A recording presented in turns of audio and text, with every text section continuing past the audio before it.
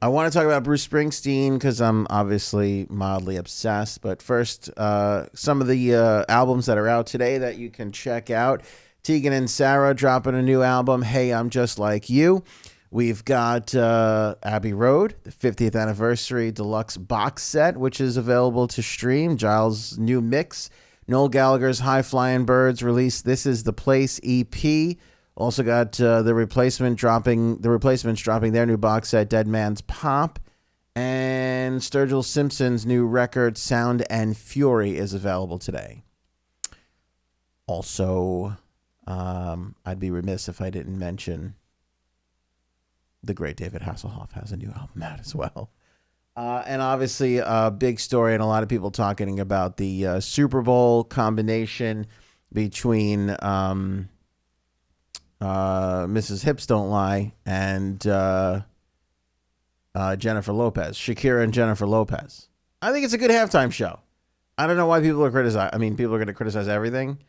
And also to knock it just being like, oh, just because they're two hot chicks, that's why they're doing it. I think that's ignorant. But I think that, you've got to go towards the more seasoned pop stars because it's the Super Bowl. It's gotta be super popular. And also it's in Miami, and I heard Shakira do an interview talking about, to be in such a Latin heavy culture and to have that represented by the halftime performers is a huge deal. And I totally agree with that. I think it's going to be a good Super Bowl halftime show. I think they both have incredible talent. I think they're both good at spectacle, which is what Super Bowl halftime shows are all about. Lots of dancers, lots of choreography. Though, spectacle. The Super Bowl is a spectacle. I think I actually, obviously I don't own a ton of Jennifer Lopez and Shakira records.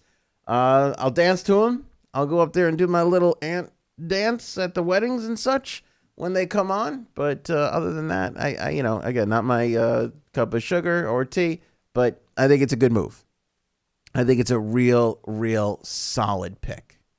I don't mind going the pop route. I think going the pop route with artists who have had hits for a long time, that's the smart move there. That's the real smart move. And I get excited because, it opens up the possibilities to, man, who could you have come and guest? Gloria Estefan, maybe a little Santana. You could really build out an awesome show and make this cool. Let's talk about Bruce Springsteen. Bruce has the Western Stars movie coming out October 25th. We've been following this every time there's a little bit of news. Anytime Bruce sneezes, we're on top of it with a tissue and a gesundheit. But this is a nice little element to go along with the film that's coming out, Western Stars. There is going to be an official soundtrack released on the same exact day. So I'm super excited about this. So for those of you who don't know, Western Stars is his latest record. Instead of going out and touring behind it, he felt, let me do it live and we'll put it out as a movie. And so that's what, it's going to be Western Stars, the movie.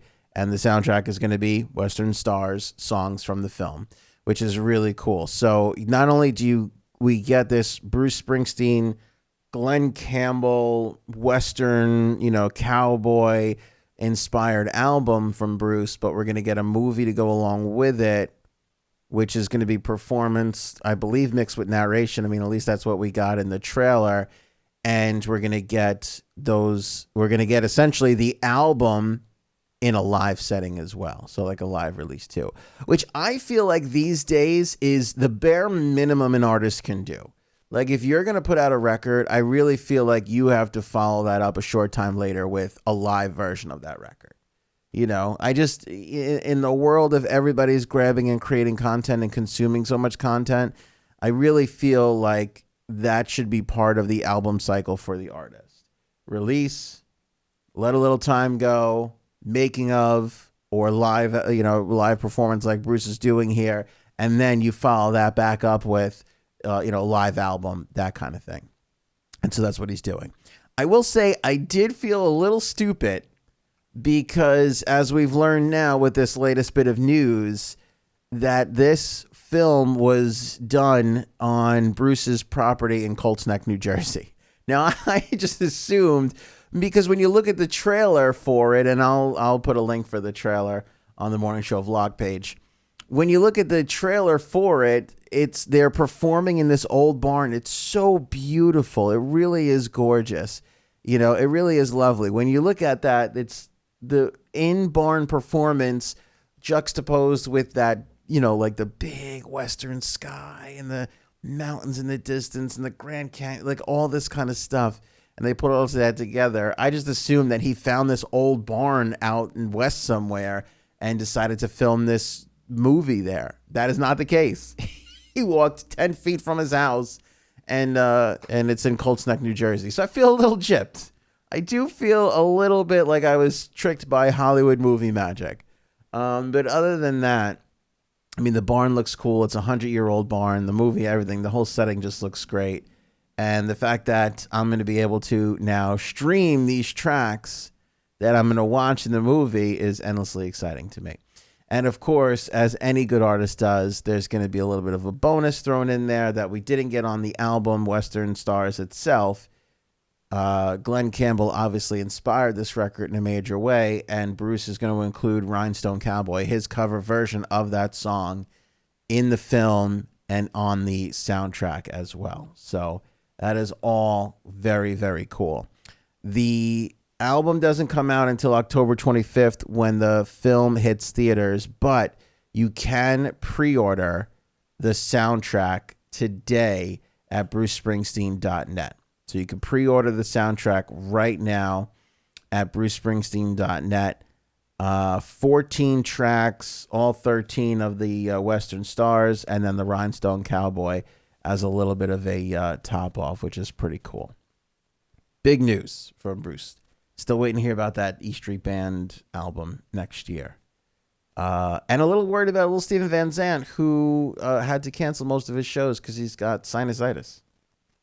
Little Steven Van Zandt canceled, if you didn't hear this, canceled all of his fall tour, except for 2 shows, and one's in New York City, one's in Boston. The second one in New York, he's going to film a DVD around. So hopefully that doesn't set him back too much. Because I know he said he wants to reschedule that tour. And the fact that they haven't announced a new one kind of makes me think that now he's going to have to wait till 2021 maybe, if all next year is going to be filled with E Street Band stuff. So we'll wait and see. Of course, we're on top of it. Anything happens, we'll be sure to let you know.